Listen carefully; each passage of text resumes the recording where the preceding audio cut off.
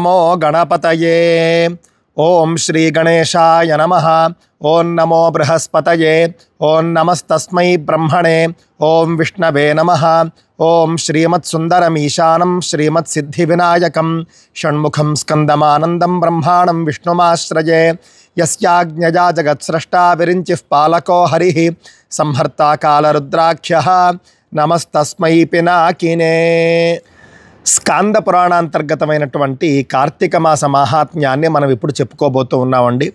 కార్తీక మాస మాహాత్మ్యంలో 27వ అధ్యాయం 27వ రోజు వినవలసినటువంటి కథను మనం ఇప్పుడు చెప్పుకుంటూ ఉన్నాం.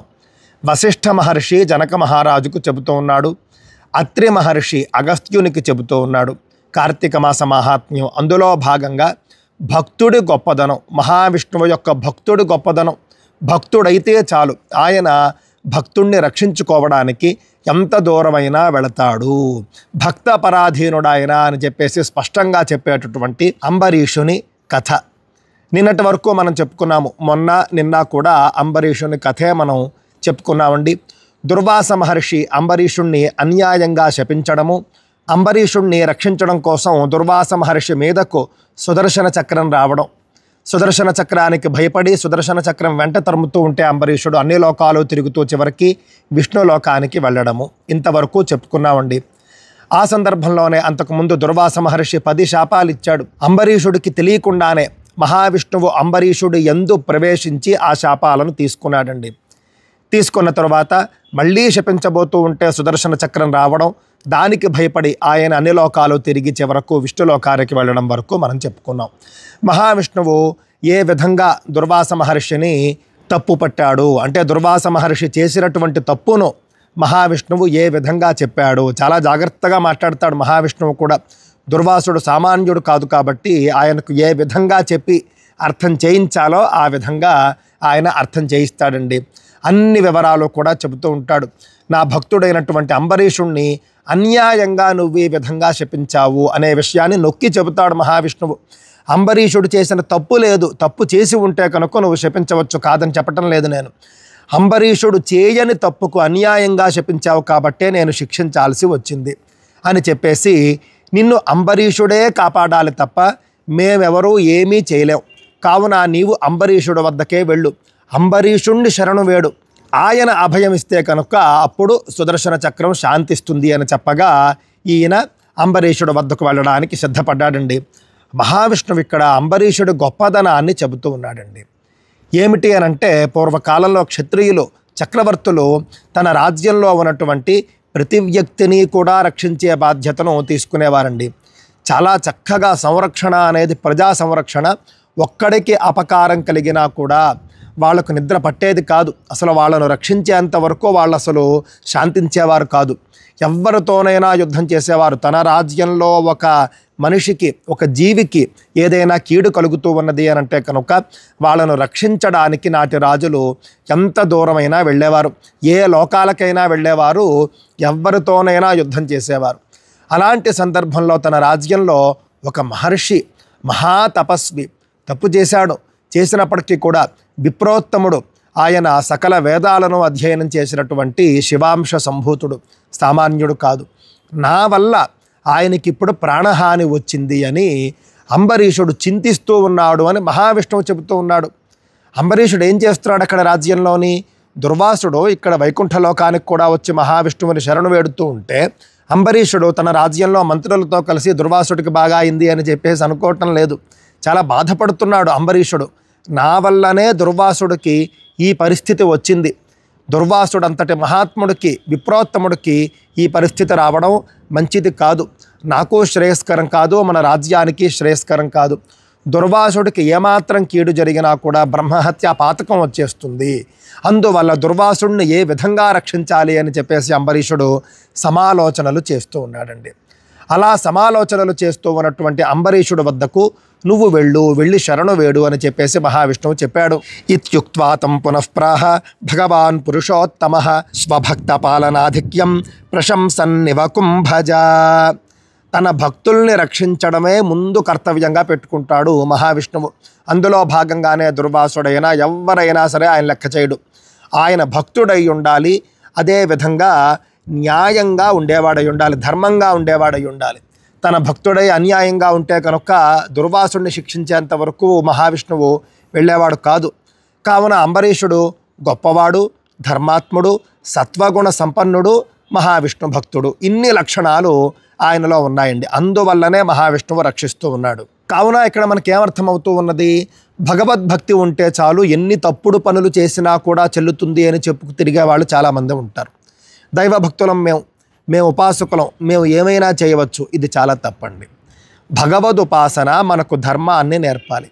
భగవదుపాసన మనకు ఏది న్యాయము ఏది అన్యాయము అనేది తెలియజేయాలి.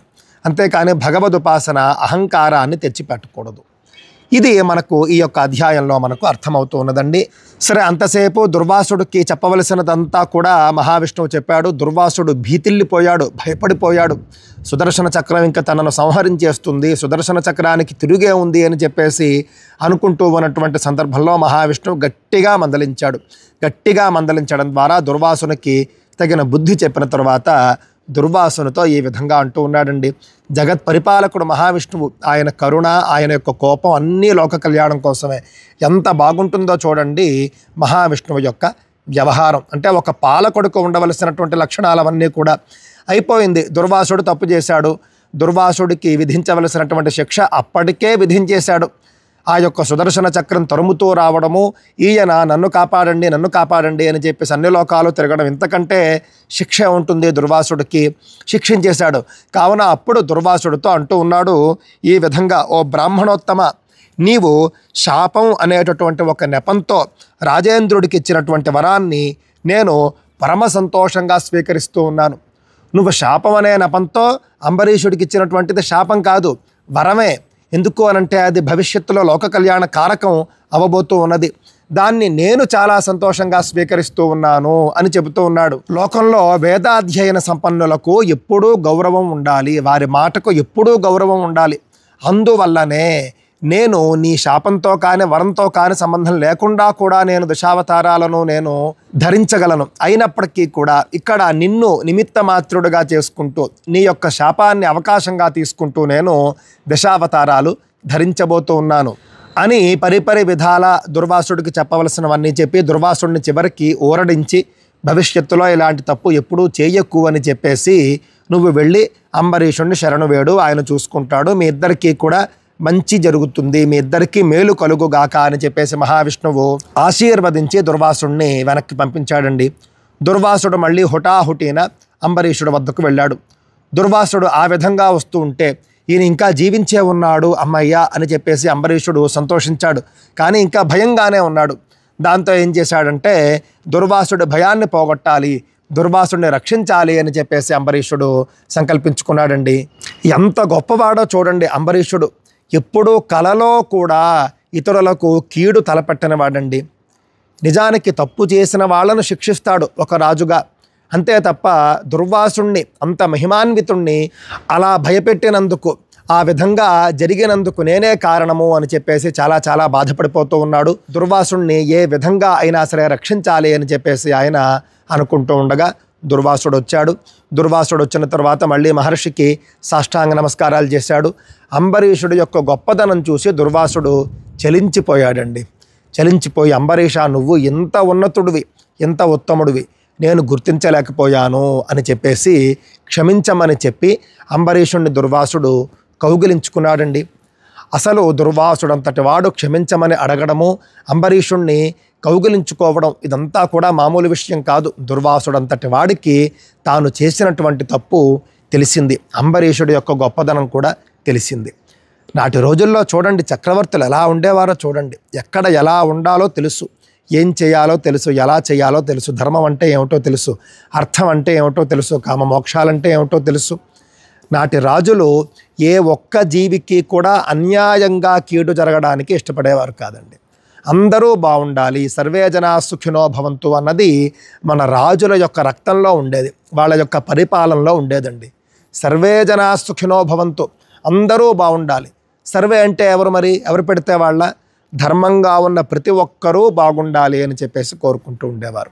ఆ విధంగా అంబరీషుణ్ణి దుర్వాసుడు కౌగిలించుకున్నాడు. అంబరీషుడు చాలా సంతోషపడ్డాడు. దుర్వాసుడికి తగిన శాస్తి జరిగింది అని చెప్పేసి అంబరీషుడు అనుకోలేదు. అది ఆయన గొప్పదనం, అంబరీషుడు గొప్పదనం అన్నమాట అండి. అంబరీషుడు అంతటి మహాత్ముడు. ఆ విధంగా మనం పద్యాల్లో చెప్పుకుంటాం చూసారా, ఉపకారికి ఉపకారము విపరీతము కాదు సేయ వివరింపంగా, అపకారికి ఉపకారము నెపమెన్నగ సేయువాడు నేర్పరి సుమతి అని చెప్పేసి చెప్పినట్లుగా, అపకారం చేయ తలపెట్టినటువంటి దుర్వాసుడికి కూడా అంబరీషుడు ఏ విధంగా ఉపకారం చేయబోతూ ఉన్నాడు. సుదర్శన చక్రం బారి నుండి అంబరీషుడు దుర్వాసుడిని ఏ విధంగా రక్షించాడు. ఇంకా సుదర్శన చక్రం దుర్వాసుడిని వదిలిపెట్టలేదండి, ఇంకా వెంట తరుముతూనే ఉన్నది. సుదర్శన చక్రాన్ని ప్రార్థిస్తున్నాడు అంబరీషుడు. ఓ సుదర్శన చక్రమ, దయచేసి దుర్వాసుడికి కీడు చేయకు అని చెప్పేసి ప్రార్థిస్తూ ఉన్నాడు. అంబరీషుడు చేసినటువంటి ప్రార్థన సుదర్శన చక్రం వింటూ ఉన్నదా లేదా? అంబరీషుడు తదుపరి ఏం చేయబోతూ ఉన్నాడు? దుర్వాసుడు ఏ విధంగా రక్షించబోతూ ఉన్నాడు? తరువాతి అధ్యాయంలో మనం చెప్పుకోబోతూ ఉన్నామండి. ఇప్పుడు తిరుమల మహాక్షేత్రం నుండి నేను ఈ యొక్క కార్తీక మాస మహాత్మ్యాన్ని చెబుతూ ఉన్నాను. ఈ కార్తీక మాసంలో మనకు కార్తీక మాస మహాత్మ్యం, మహావిష్ణువు యొక్క అనుగ్రహం, మహావిష్ణు భక్తి ఎంత గొప్పది, మహావిష్ణువు యొక్క గొప్పదనం ఏమిటి, ఆయన యొక్క దైవత్వం ఏమిటి, ఇవన్నీ కూడా మనం తిరుమల క్షేత్రం నుండే కొంతైనా చెప్పుకోగలిగాము అని చెప్పేసి నాకు చాలా ఆనందంగా ఉందండి. ఇంతటితో 27వ అధ్యాయం కార్తీక మాస మహాత్మ్యంలోది పూర్తయింది. ఇది శ్రీ స్కాంద పురాణే వైష్ణవ ఖండే కార్తీక మాస మహాత్మ్యే 27వ అధ్యాయః. స్వస్తి.